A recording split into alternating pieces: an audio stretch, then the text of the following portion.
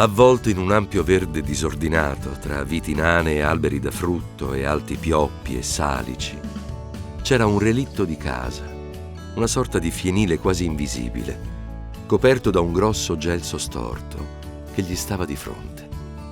Un piccolo Eden profumato di sambuco, dove il vento leggero e già fresco volteggiava insieme ai molti uccelli, merli, passeri e improvvisamente un cuculo e un picchio. L'aria era color viola, oltrepassarono il luogo di strano incanto e sguazzarono nel fiume limpido al guado.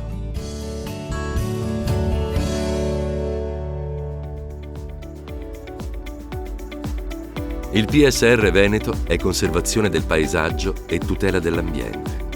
Tra gli obiettivi della politica di sviluppo rurale, infatti, c'è la salvaguardia, il ripristino e la valorizzazione degli ecosistemi.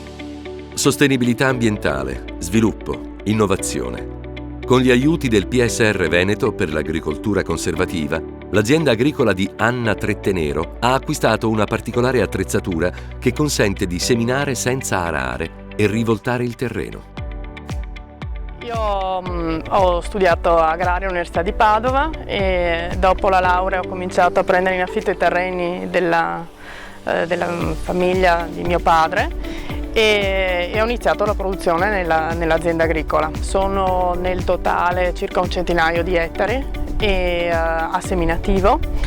La rivoluzione un po' copernicana mia è stata quella di approcciarmi all'agricoltura conservativa in seguito ad un viaggio che ho fatto in Sud America dopo aver conosciuto delle persone che coltivavano senza lavorare il terreno. Credo che nessuna azienda agricola sia svincolata dal territorio, anzi ogni azienda agricola lo è sempre di più, c'è una permeazione continua, insomma, e anzi ho trovato nel cercare delle soluzioni alternative a quello che stavo facendo molta rispondenza in un territorio che sembra un sottobosco ma non è sottobosco, ha molto da raccontare e si può permette di condividere anche molto. Ho acquistato una semintentrice da sodo in Argentina direttamente, ho fatto l'importazione e quella è stata la mia prima scommessa e successivamente ho aderito ai piani a piani agroambientali investendo quasi l'intera superficie in agricoltura conservativa, un'evoluzione personale ma anche per il terreno a beneficio del terreno mio ma anche dell'ambiente e quindi di tutti i cittadini, perché è un'attenzione a queste esternalità positive che può generare e per cui sarebbe opportuno che venisse tenuta in considerazione in senso positivo nei confronti dei cittadini, dell'ambiente, dell'aria, dell'acqua e della risorsa suolo, che è quello che è la base della fertilità del terreno. La Rindola è un'azienda biologica certificata che, grazie al PSR Veneto, mantiene curati i prati della montagna vicentina.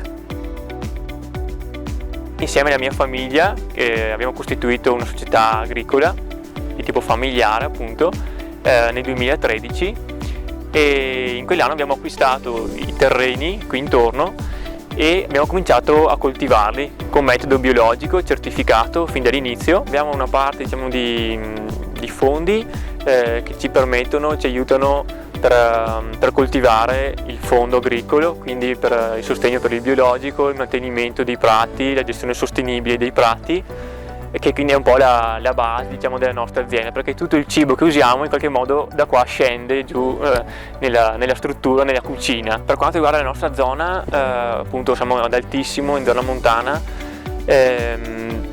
io penso sia sempre più fondamentale che l'agricoltura meriti in qualche modo questi contributi di cui già beneficia, perché indirettamente l'agricoltura produce dei benefici sul mantenimento del paesaggio, sulla tutela delle acque, anche sullo sfalcio stesso dei prati, che altrimenti sarebbero ancora più abbandonati di come comunque già sono. Dal 1993 Tenuta Planizia è un'azienda totalmente bio nella zona DOC Lison Pramaggiore. Ha 110 ettari di vigneti, alcuni storici risalenti ai primi del Novecento, e 50 ettari a seminativi. Grazie al PSR Veneto, Tenuta Planizia sta ristrutturando i vigneti, sostituendo i pali in cemento con pali in legno. È un'azienda storica per la zona, ma è anche un'azienda storica in quanto all'interno dell'azienda ci sono 3 siti rumani. È un'azienda totalmente bio, penso sia una delle aziende storiche del bio perché è dal 1993 per quanto riguarda i vigneti, mentre per quanto riguarda i seminativi è entrata in biologico, era in conversione dal 2015, in bio dal 2018. All'interno c'è un patrimonio viticolo storico, è biologica, quindi con uno sforzo notevole per il fatto che far bio, soprattutto nel Veneto orientale, visto il clima, non è così semplice. È chiaro che per far bio uno deve crederci. Non è una cosa che si fa solo a fini economici. Noi riceviamo dei contributi che chiaramente ci aiutano a mantenere un'agricoltura biologica. L'agricoltura biologica non è un'agricoltura come nel convenzionale, ma è un'agricoltura che ha bisogno di tantissima manodopera, quindi noi la zappa e la pala sono quasi i nostri arnesi quotidiani. Quale sarà il futuro dell'agricoltura in Veneto e in Europa? La sostenibilità ambientale per me è non solo un dovere, ma un qualcosa di positivo che facciamo per noi stessi, per le nostre aziende e anche per l'esterno.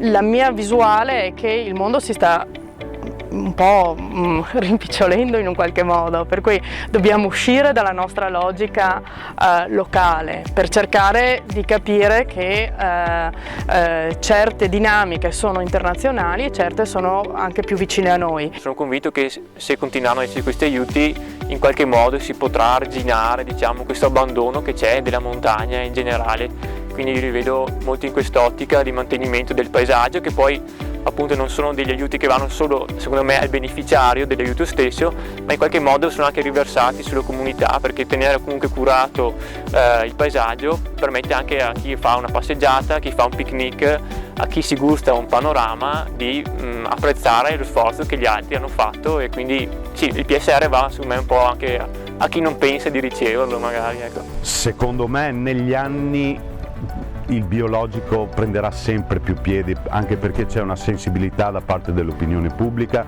ma anche secondo me c'è una sensibilità anche dell'agricoltore che si sta rendendo conto che si stanno usando troppi pesticidi, troppi prodotti chimici per portare a casa l'uva. Mi auguro che anche le ditte farmaceutiche cerchino di trovare dei prodotti alternativi al rame, e sono sicuro che si arriverà, perché prima o poi ci devono essere dei prodotti che possono sostituire o almeno ridurre notevolmente la quantità di rame che usiamo noi in bio.